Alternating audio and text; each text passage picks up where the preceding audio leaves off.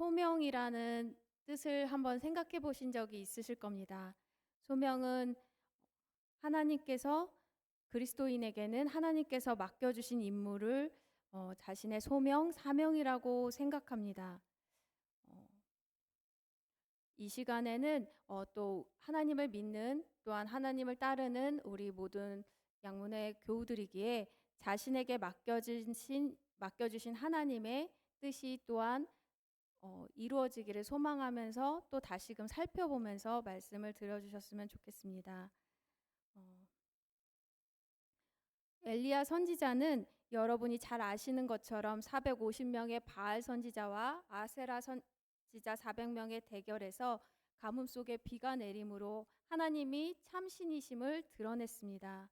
그뿐만 아니라 여호와의 능력이 엘리야에게 임할 때에 아스르의 골짜기로 들어가는 곳까지 아하방 앞에서 달려가는 그 하나님의 능력을 경험했습니다. 엘리야는 하나님의 능력을 너무나 잘 알고 있었고 하나님께 쓰임 받는 선지자였습니다. 그런데 오늘 본문인 19장에서 엘리야는 큰 절망에 빠지고 맙니다. 아하방이 엘리야가 한 모든 일을 아내 이세벨에게 말했기 때문입니다. 아하방은 당시 북이스라엘의 7대 왕으로 이스라엘 왕 중에 가장 악한 왕으로 알려져 있습니다. 그리고 이방인인 이세벨을 아내로 맞았는데 이세벨을 아내로 맞을 때 또 이방 신을 섬기는 이세벨의 그런 이방 신들까지도 같이 딸려오게 됩니다. 그래서 이세벨이 아끼는 450명의 바알 신도들과 함께 갈멜산 전투에서 엘리야가 이긴 것이 됩니다. 그래서 이세벨은 바알 신도들을 무찌른 엘리야를 잡기 위해서 아주 화가 났고 혈안이 되어 있었습니다. 그런데 엘리야는 이 소식을 듣고 어떻게 했을까요? 여러분이 잘 아시는 것처럼 엘리야는 이 소식을 듣고 무서워서 도망쳤습니다. 그리고 광야길로 들어갔습니다. 하나님의 능력을 누구보다 알고 있고 잘 경험했던 엘리야의 태도가 왜 그렇게 돌변했을까요? 엘리야가 그동안 18장 앞의 장에서 갈멜산 전투에서 싸웠던 것은 엘리야의 힘으로 싸워볼 만해서 싸웠던 거고 그래서 무서워하지 않았던 것일까요? 18장 22절의 말씀을 한번 같이 읽어보시겠습니다. 여호와의 선지자는 나만 홀로 남았으나 바알의 선지자는 450명이로다. 엘리야 선지자는 혼자 있었고 바알의 선지자는 450명이라는 사실을 엘리야 선지자는 너무나 잘 알고 있었습니다. 그렇지만 18장에서는 32절에 여호와를 의지하여 그 모든 일들을 하나님의 능력이 나타날 수 있도록 행했던 겁니다. 그래서 갈멜산 전투에서 엘리야는 하나님의 사명을 가지고 여호와의 이름으로 나갔고 승리하게 되었습니다. 그런데 오늘 19장에서 엘리야는 절망에 사로잡혔습니다. 그래서 로뎀 나무 앞에 앉아서 하나님께 죽여달라고 기도까지 하게 됩니다. 엘리야는 자신의 사역이 무의미하여 살 희망이 없다고 생각하여 하나님께 기도하다가 잠이 들었습니다. 엘리야는 왜 이렇게 절망하게 된 것일까요? 아마 엘리야는 이렇게 생각했을지도 모릅니다. 18장의 갈멜산 전투에서 이처럼 이방의 우상이 무너지는 것을 보았으면 아하방도 이세벨도 하나님을 믿고 따랐을 법도 한데 오히려 더욱더 엘리야를 잡겠다고 이렇게 화를 내는 것을 보고 엘리야는 절망했을지도 모릅니다. 이렇게 엘리야는 그 모든 것들을 하나님께 기도하다가 지쳐서 잠이 들었습니다. 그런데 하나님은 이 엘리야를 어떻게 하셨나요? 그냥 내버려 두지 않으셨습니다. 로뎀나무 밑에 누워 자고 있는 엘리야에게 하나님께서는 천사를 보내셔서 깨우시며 말씀하셨습니다. 일어나 먹어라. 엘리야가 보니 뜨거운 돌 위에 구운 과자 하나와 물 한 병이 머리맡에 놓여 있었습니다. 엘리야는 그것을 먹고 마시고 다시 잠이 들었습니다. 또 시간이 지나 여호와의 천사가 다시 엘리야를 깨우며 말씀하였습니다. 일어나 먹어라. 아직도 갈 길이 멀다. 그래서 엘리야는 자리에서 일어나 또 먹고 마셨습니다. 음식을 먹고 힘을 얻은 엘리야는 40일 동안 밤낮으로 걸어서 하나님의 산인 호렙산까지 도착했습니다. 호렙산에 도착한 엘리야는 동굴 속에 들어가 밤을 지냈습니다. 하나님께서 동굴로 가라고 말씀하신 것은 아니었습니다. 엘리야에게 하나님께서 말씀하셨습니다. 엘리야야, 어디 있느냐? 엘리야는 이때 열왕기상 19장 14절의 말씀을 이야기합니다. 함께 읽으시겠습니다. 그가 대답하되 내가 만군의 하나님 여호와께 열심히 유별하오니 이는 이스라엘 자손이 주의 언약을 버리고 주의 제단을 헐며 칼로 주의 선지자들을 죽였음이오며 오직 나만 남았거늘 그들이 내 생명을 찾아 빼앗으려 하나이다. 엘리야는 이렇게 하나님을 따르고 순종했지만 이스라엘 백성들도 자신을 따르지 않고 그리고 이제는 자신만 홀로 남았다고 그래서 자신도 죽으려 한다고 이야기합니다. 이러한 엘리야에게 하나님은 어떻게 하시는지 한번 보셨으면 좋겠습니다.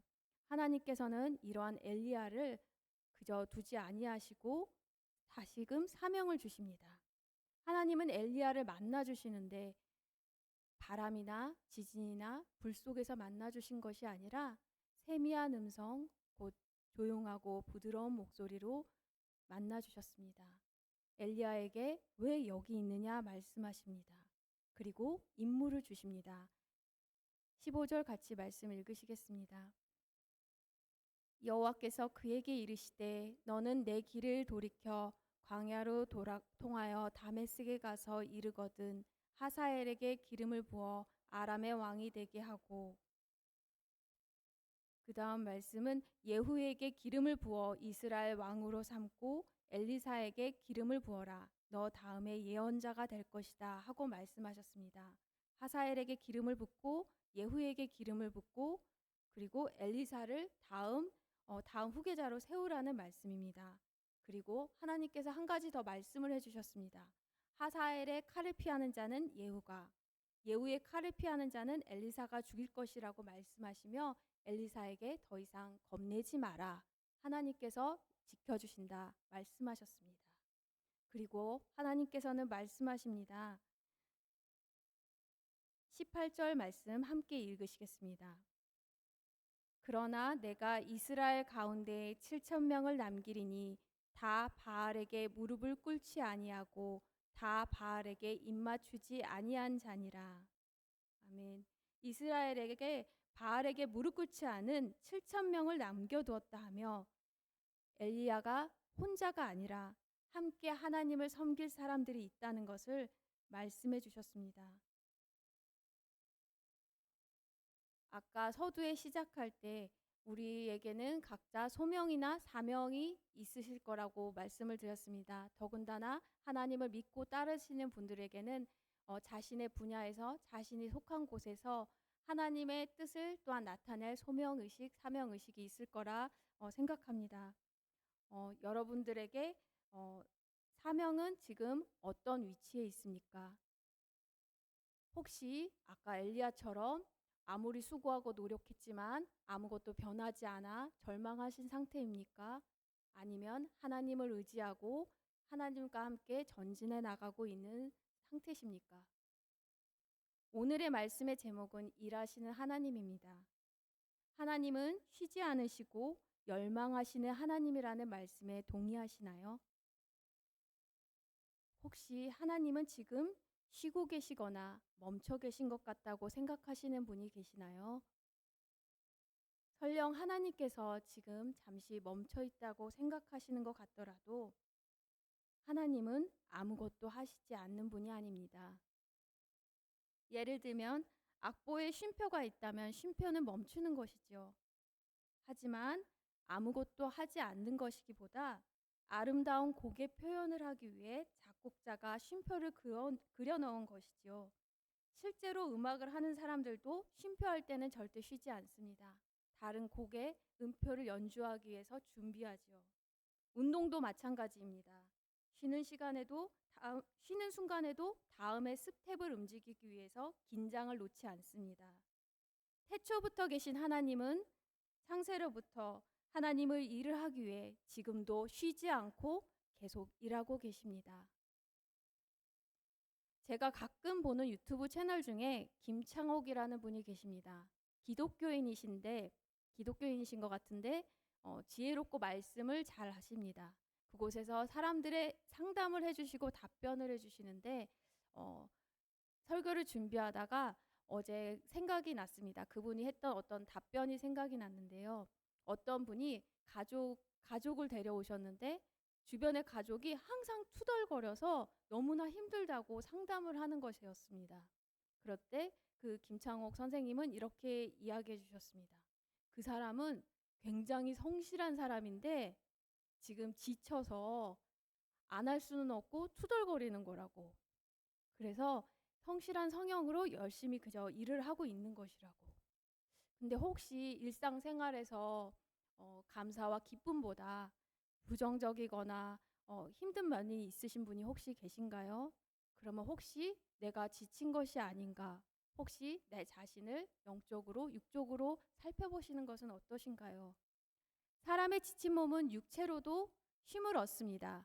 하지만 우리는 하나님의 말씀으로 창조된 하나님의 백성입니다. 그래서 육적인 체험만으로는 진정한 회복을 가질 수 없습니다. 오늘 엘리야에게 고기와 떡과 물을 주셨던 하나님의 사랑을 만나기를 간절히 소망합니다. 우리 함께 기도하시며 마치겠습니다. 하나님 아버지, 자기 백성을 구원하시며 하나님 나라를 위해 쉬지 않으시는 하나님 참 감사드립니다. 새싹이 움트는 봄을 맞이하고 있습니다. 녹록치 않은 이 세상 가운데 주님 말씀의 생명력으로 우리 모두 힘차게 일어나게 하여 주시옵소서. 하나님께로 향한 다친 마음, 지친 영혼이 있다면 엘리야에게 떡과 물을 주시며 일어나 가라 말씀하신 것처럼 하나님을 만나고 하나님의 부르신 사명을 따라 살아갈 수 있는 은혜를 허락하여 주시옵소서. 이 시간 이후에 공동체 모임이 있습니다. 하나님 말씀 가운데 하나님 말씀을 나누며 하나님께서 남겨주신 7,000명과 같이 하나님만을 경외하며 은혜를 나누는 믿음의 공동체로 성장하여서 양문교회가 하나님께서 더욱 기뻐하시고 하나님께서 사용하시는 교회 되게 인도하여 주시옵소서. 우리를 사랑하사 주의 백성 삼으신 예수님의 이름으로 기도드립니다. 아멘.